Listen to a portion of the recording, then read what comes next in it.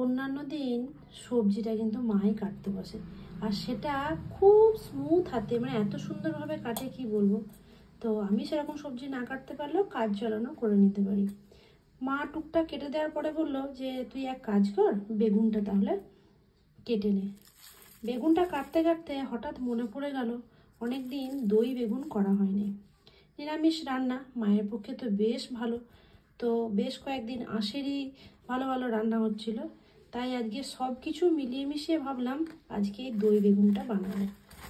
তো প্রথমে তো ভাবিনি যে বানাবো, তো প্রথমে জানলে পরে বেগুনগুলো লম্বা লম্বা কাটতাম, সেটা দেখতে আরও বেশি ভালো লাগে। তো যাই হোক, যখন কাটা হয়নি তো এইভাবেই যখন কাটা হয়েছে এইভাবেই বানাবো দই বেগুনটা, খাওয়া নিয়ে কথা।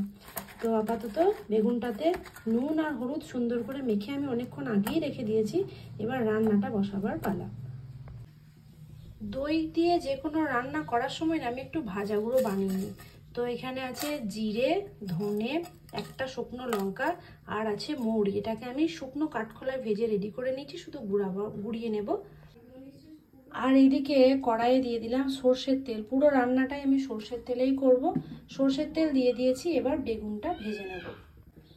তেল গরম হয়ে গেছে, বেগুনগুলো এবার একে একে ভেজে তুলে নেব।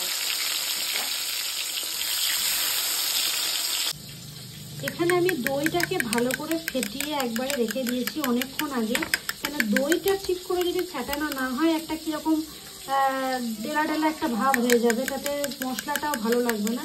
তো এই জন্য দইটাকেও আমি অনেকক্ষণ ফেটিয়ে রেখে দিয়েছি। এখানে আমি একটা মশলা জলে গুলে বানিয়ে রেখে দেবো। আমি মোটামুটি রান্না করার সময় সবসময় চেষ্টা করি এই মশলাটা আগে থেকেই গুলে বানিয়ে রেখে দিতে। তো সেই কারণে এখানে দিচ্ছি হলুদ, এখানে দিচ্ছি সামান্য পরিমাণ জিরে গুঁড়ো, আর দিলাম সামান্য পরিমাণ কাশ্মীরি মির্চ। এবার এটাতে অল্প পরিমাণ জল দেব, জল দিয়ে এটাকে গুলে রেখে দেবো। তবে আমি আম দিচ্ছি, এই অল্প মশলাটাকে আমি গুলে রেখে দিলাম। আচ্ছা, এই দই দিয়ে বেগুনটা ভাজতে ভাজতে আমি একটা কথা বলি, যে আমি আর মা মানে শাশুড়ি মা, আমি আর শাশুড়ি মা মিলে বিভিন্ন রকমের ভিডিও বানাই।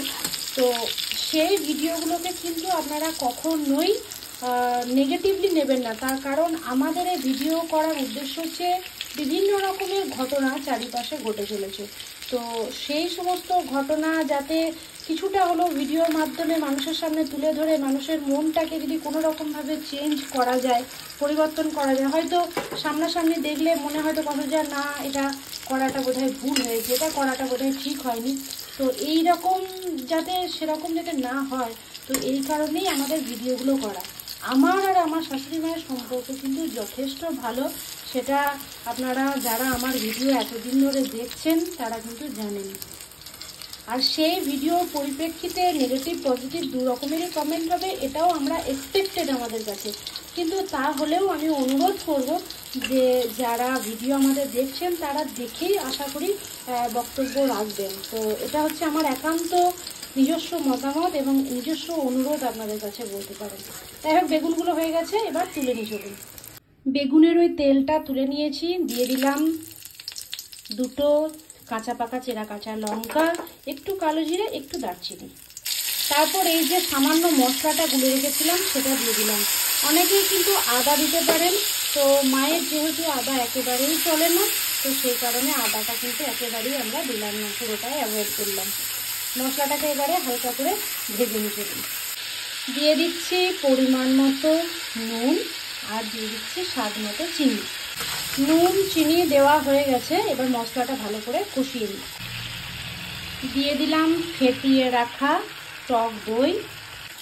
হালকা হাতে এটাকে নেড়ে ছেড়ে নেব, মশলাটাকে বানিয়ে নেবো, বেশিক্ষণ নাড়বো না, জাস্ট একটু হালকা হাতে নাড়াচাড়া করে নিলাম।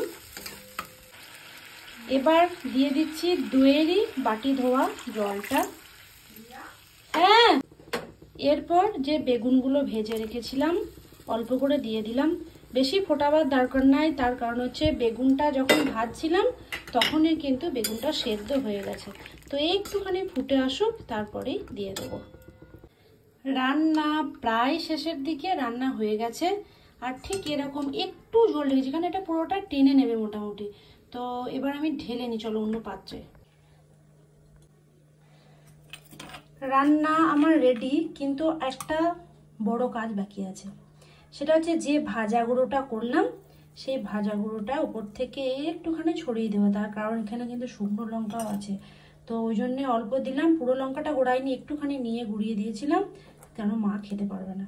রান্না আমার রেডি, তো এবার শুধু মাকে দেওয়া আর তোমাদের কাছ থেকে রিভিউটা নেওয়া বাকি।